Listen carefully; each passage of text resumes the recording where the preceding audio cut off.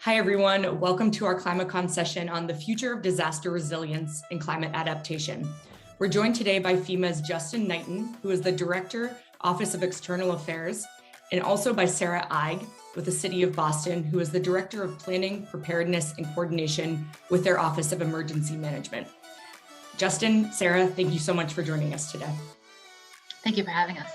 Yeah, great to be here.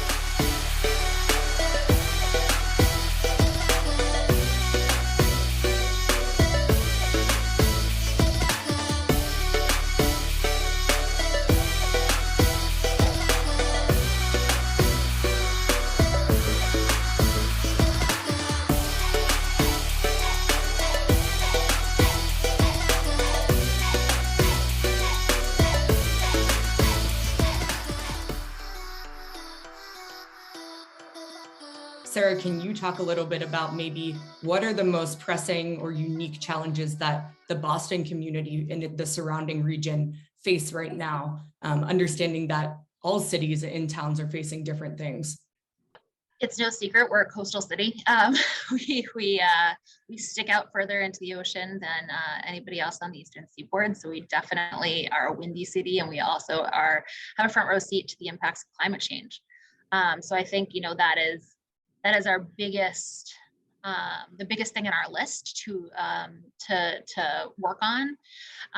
We're very lucky. We don't have to fight an uphill battle in Boston as far as convincing people that climate change is a thing. We are very lucky to have a very forward-thinking administration in place now with Mayor Wu, who wants to be a Green New Deal city, has climate change at the top of her agendas.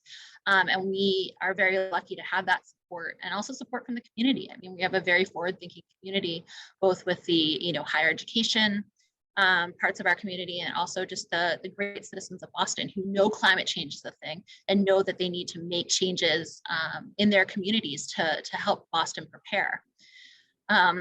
Unfortunately, that doesn't always translate to emergency management planning and preparedness. Well, in our office, we know that climate change will lead to stronger storms. And as you said, in your earlier question, a lot of people do understand it will lead to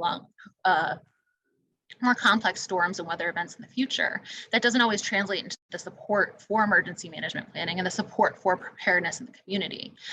So we really have, I think that's kind of our biggest area to focus on, to show that because climate change is happening and because it is going to impact us stronger than it may impact some of our partners in other states, it very much needs to also translate into the support for things like evacuation planning, for shelter planning, for recovery planning, which isn't always the top of everybody's list.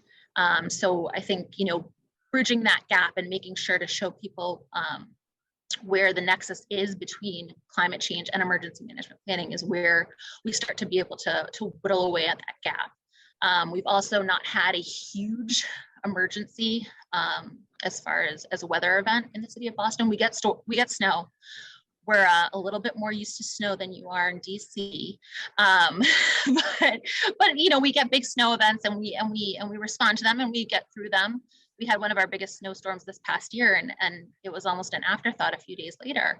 But when it becomes something like a hurricane or a huge flood where people have to leave their homes and they're not used to that, that's going to be where we really need to fight on the front end with preparedness messaging and getting our community prepared so that they're ready for that type of an event, because nobody's ever asked them to leave their homes or to respond to a big event. So that's another gap that we really do need to bridge.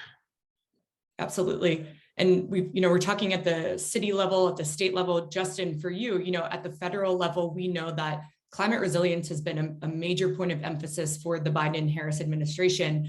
Can you talk a little bit about what FEMA is doing to support the administration's goals around resilience and adaptation? Absolutely. Thank you for the question.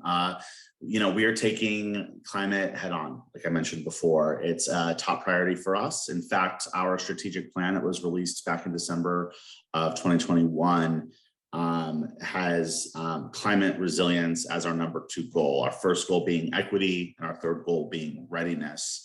Our second goal, which is lead whole of community and climate resilience, has three pillars that we are following across the agency. One is to increase climate literacy among the emergency management community. Two is to build a climate resilient nation. And three is to empower risk-informed decision-making, right? And so this is the whole premise of the fact that so much of the work that we do and the grant programs that we offer to our customers with state, local, territorial partners and tribal nations really focus on mitigation and focus on strengthening our infrastructure, right? Building codes is a conversation that we're seeing more and more in the headlines and in conversations among stakeholders across the country. And those of us resilience nerds and emergency managers who hear building codes start to get very, very excited when building codes are invoked into the narrative. And so we are making sure that the programs that we offer continue to support communities and acknowledge where there has historically been barriers, right? That accessing some of our FEMA programs haven't always been the easiest. And there are changes and support systems that we're putting in place to make sure that that there's more capacity, information share, and resources so that more members across the country, local leaders, state leaders, like I said, tribal nations, territories have access to these support systems. It's also about making sure that we as emergency managers and the whole pipeline, the whole community of emergency managers, right? Private sector, government at various levels, community-based organizations, local elected leaders, all those that have a role to play when something happens, catastrophic events occur, that we're all also thinking about what is our role at the table as it relates to climate change, and how are we making decisions, how are we building our own capacity and awareness for the data and the science and the trends and the developments in this space of other sectors, so that we have a bigger, broader sense of how whole community efforts before disasters hit are considering the impacts of climate change. How are companies and organizations organizing and innovating to solve problems and address this? How are organizations that are serving underserved communities grappling with issues like economic justice and other priorities that impact communities day in and day out? How are they organizing and building structures to address the impacts of a changing climate? Emergency managers need to have a full, robust,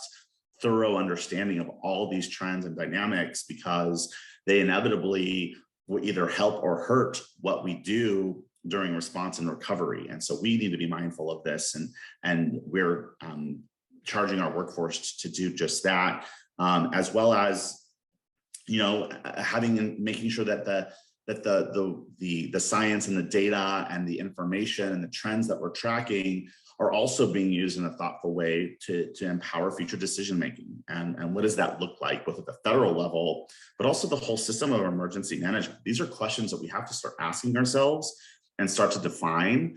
We're not always going to get it right, and we're going to fumble, but we're also going to make great progress and accomplish a lot together. But we have to start the conversation, or we have to start to have the conversation with each other, so that we're all coming at this issue of climate from our own corners of the world, to be solution oriented together. And I will say one last thing of the strat plan, the strategic plan, of which we're very, very proud of. We took a very different approach in developing this plan under the direction of Administrator Criswell, where we really ensured thoughtful stakeholder and employee bottom up, top down engagement occurred, to make sure that we were very reflective of all partners at the table, right? So we had 1,000 members of our workforce engaged in shaping the strategic plan. Over 50 tribal nations were engaged, and over 400 partners, which include researchers and members of the public, who really were part of the process of saying, what does the FEMA of the future look like? What is the FEMA that our nation needs and deserves? And how are we going to structure a strategy over the next 5 years to get there? And said, and the topic of this conversation, resilience, is a core pillar. Got it. Yeah, thank you for that. And I assume that a big part of that strategy is, of course, you mentioned reducing barriers for communities to engage with you and, take advantage of different FEMA resources. Can you tell us, what are the FEMA funding programs that municipalities, for example, can use to improve resilience, like you're talking about, both to daily weather hazards and these longer term climate impacts? If you can, speak to the specific programs. Absolutely. And for those of you watching and listening who are not familiar with FEMA and maybe not familiar with what we offer, definitely advise that you go to our website, FEMA.gov. There is a grants section of our site right on the top bar of our main navigation. And there are a series of very straightforward an outline of all grants that are available. Everything from grants to help with the full gamut of mitigation. What are all the elements of mitigation that a community can have access to, and the funding that's needed to support that? I mentioned building codes, right? Making sure that there's not only a pipeline of grant funding, but also of resources and support that we have access to make sure that folks across the country have what they need. There's a lot of information in addition to funding that we provide that many don't know or are aware of. We really try to use this concept of democratizing the information of disaster and really focused on getting information to the hands of the public, right? Understanding all hazards and where do you live vis-a-vis a threat zone, looking at flood maps, right? All these resources are available to not only our customers, members that are state, local, territorial governments, but also tribal nations, but also the broader public, right? We really want to make sure that our partners have access to the information that they need to make good informed decisions, as well as funding grants that are available. And I will say for all the members listening who are members of the public who aren't going to have access to a grant from the federal government, a lot of the information we're starting to now look at, how do we make sure that this information is also accessible to the general public? Because so much of what it means to be prepared is to empower and to simplify information so that individuals can really understand what does all of these conversations mean for an individual, for a family, for a particular community. And we're really looking at this as part of our efforts moving forward. Yeah, that's great. And Sarah, can you tell us maybe a little bit in the same vein how Boston is working with FEMA and maybe some of the programs that Justin mentioned or otherwise to develop innovative solutions or better plan and prepare for the weather's impact, whether it be at the city level or, to Justin's point, at the individual level? How do you encourage that adoption from residents of Boston? Yeah, that's a great question. And just to speak kind of off of what Justin just said, as far as the community participating, most jurisdictions have their own natural hazard mitigation plan. They need it to be able to receive all of that great funding that Justin mentioned. And it's a process that needs to be updated every 5 years. Boston just had their plan accepted this past January.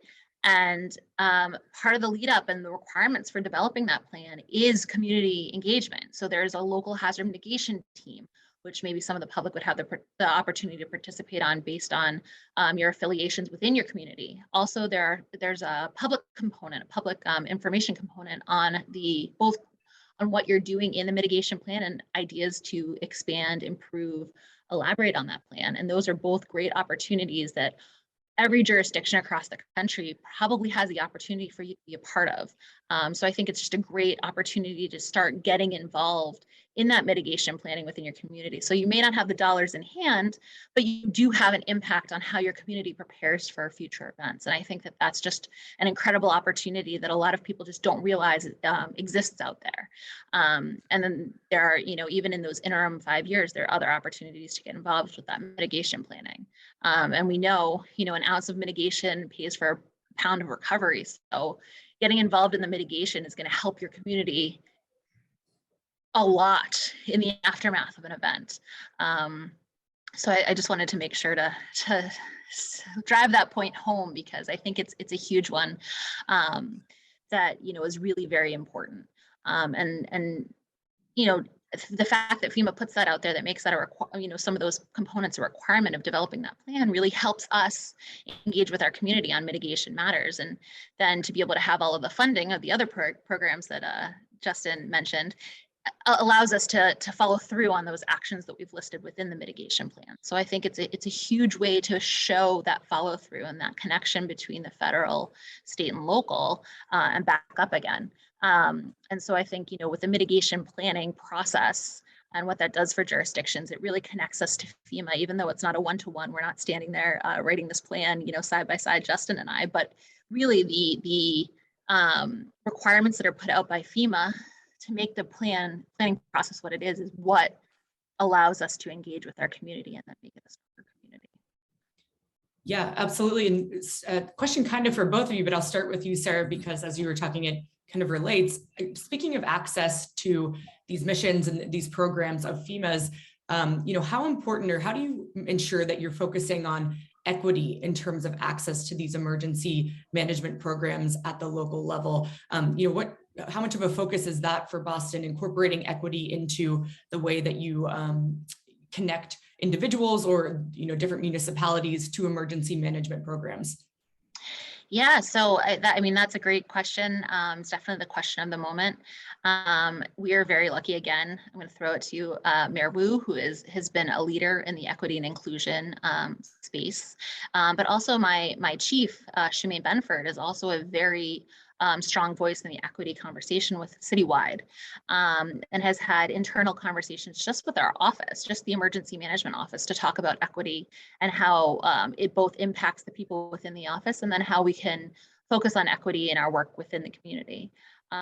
And kind of a next step in that area is the way that we have engaged the equity and inclusion cabinet within the city, who has formed an equity and inclusion working group that brings some of the equity and inclusion focused people within the departments across the city together to discuss how they're doing their work within their individual departments and how we can stretch that across the city.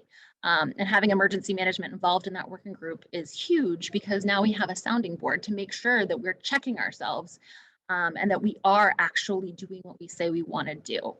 And the last thing that I'll just go back to the FEMA strategic plan. We ourselves are undergoing a revision of our strategic plan.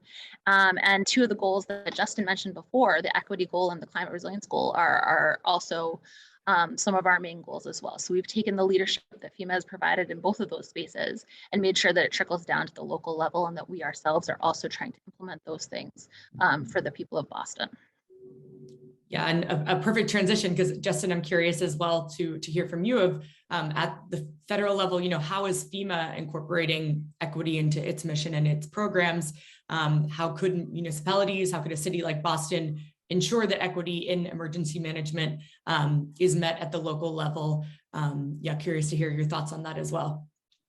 Absolutely. Well, I'll start by saying, while Sarah was talking, all of you should just know that I was on the edge of my seat. I was going to stand up and start dancing.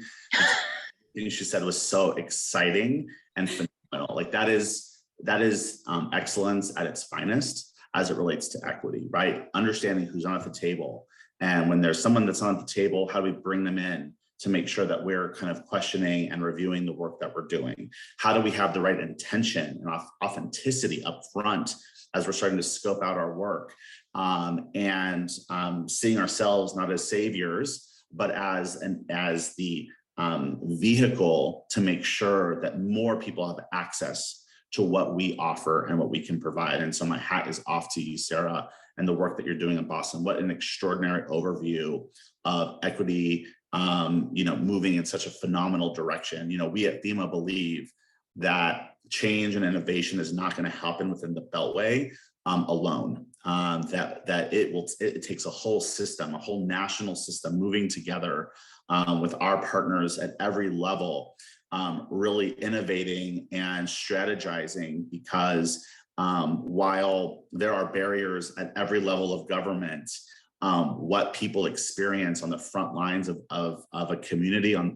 Main Street, at their homes, matters. And those that are closer to the people have far more impact on how equity is evolved. Now, having said that, we take our responsibility at the federal level very seriously, in that we know that for us to play our role to help enable and support that innovation and that equity work that is happening across the country, our programs need to evolve, our positions need to take on new challenges that maybe we haven't holistically thought about before. And we need to continue to innovate based on what feedback we hear from partners like Sarah and others as part of their equity work. And so FEMA's number one goal is to instill equity as a foundation of emergency management. How are we going to make sure that everything we do has that lens? The good news is that for many emergency managers and the work that we're doing, equity is just kind of part of the practice. And it's what we do. We have to take care of those underserved communities that are going to be the hardest hit, to make sure that they're getting what they need first, and making that a priority, and really cultivating that kind of work. But we know that it's not happening consistently everywhere at the same time, right? And so in order for us to help play our role to make sure that our programs are able to support that consistency, that type of setting a certain bar of what equity is and how it should be achieved, we're looking at three key priorities: first being cultivating a FEMA that prioritizes and harnesses a diverse workforce. We need to make sure that the people at our agency continue to reflect the communities that we're serving, right? And FEMA has such beautiful diversity already, but we need to be better, and we need to expand on that diversity, and making sure that we have the full workforce that again reflects the communities that we're serving. And I can speak on and on about that, but I'll go to the next goal, which is to remove barriers to FEMA programs through a people-first approach. You often hear Administrator Criswell talking about having to meet people where they are. That people who are impacted by a disaster or trying to navigate preparedness are never going to say, what federal agency or state agency should I work with today to satisfy my need? No, it's what do people in their existence need? What feelings do they have? What is their situation? And what's the context, the historical, cultural context in which people exist? And how do we make sure that our systems of government are responding to that and are reflecting that versus the other way around, right? So it's a flip. It's really making sure that we're thinking about the survivor first versus our systems of government as kind of how we evolve change, right? So it's really being focused on the person, the community. And last is to make sure that we're achieving equitable outcomes for those that we serve. We are very, very focused on the fact that we need to make sure that we're constantly advancing key performance indicators and assessments of our results, because again, doing something as critical as equity, we're going to fumble. We're not always going to get it right, but we need to make sure that we have a system of learning and a culture of pivoting and a culture that is brave to understand where we may have taken a wrong step, and we have to quickly make a change to make our process and our work better the next time, and have that kind of learning culture so that we're constantly able to evolve and innovate and deliver for a survivor. Can you talk about how those systems and pieces of technology have improved emergency management at the federal level and local levels, and maybe what gaps remain that need to be filled? We're really excited to having recently announced and released our new text to shelter campaign. This is a new infrastructure where users can text the word shelter and their zip code to the number 43362. Again, you can text the word shelter and your zip code to the number 43362, and you'll receive a list directly to your phone of nearby shelters within 200 miles of your zip code during an active disaster, right? And so this was a phenomenal partnership across the emergency management pipeline and partners who are in position to facilitate shelters during disaster, to make sure that we're all talking to each other and we're using our systems in a way that is empowering a survivor so that they don't have to navigate every single time during a disaster. Where do I go? Where should I be? Who do I talk to when they're maybe in panic mode? Hopefully something like this is something that is more user-friendly, more direct, and again, empowers where people are at versus having them to have to navigate always a system of government that, quite frankly, isn't always accessible, isn't always designed through the user experience of a person. We're getting better in government at every level, and we should be acknowledging that success, but it's not always the case in every jurisdiction. So we're really excited to have this technology. And look, our technology at every level of emergency management has to continue to work harder so that people don't have to. And we're seeing those examples across the emergency management pipeline, what our states are doing, what our big cities are doing, what our smaller jurisdictions are doing to innovate as best they can based on the systems and the platforms that they have is really good. We have a long way to go. And we have to continue to keep pace with the digital world around us, but we're seeing it, that work peak into the right direction. That's awesome. I didn't even realize that text alerts that you mentioned existed. That's such a fantastic and intuitive, easy way for people to seek shelter. Speaking of big cities, like you mentioned, Justin, Sarah, a question for you on the Boston side. Technology we know is certainly helping cities to better prepare for the impact of weather, both at the community level, but also for city operations. So can you tell us maybe what are some of the emerging capabilities and also gaps that you see in the technology solutions for emergency management in your role with Boston right now? Yeah, I mean, that's a great question. Technology really has supported the profession of emergency management and the response, recovery, preparedness, every aspect of emergency management's really helped advance our capabilities in all areas. But the thing that I found about technology, we've been very lucky. We've had, we actually just lost him, but had for a very long time a great GIS analyst who was very forward thinking, very well-rounded in the technology space. And he was really good at understanding the tech and translating it to those of us who didn't. And he was really also a good convener. So he was great at explaining to people what technology can do. And I'm not going to pick on any one company or a piece of technology, but just in general, he was able to really get everybody on the same page and show what the capability of the technologies that we had access to had, what they were able to do, where they could bring us. You know, you bring him into meetings and he might not understand everything we were talking about emergency management wise, but he would say, hey, you know, I have a tool that could fix that. I have a tool that could do that. And that's the biggest gap right there, is most people in emergency management who are not tech focused have zero idea what technology can do, what they have the capability at their fingertips to do.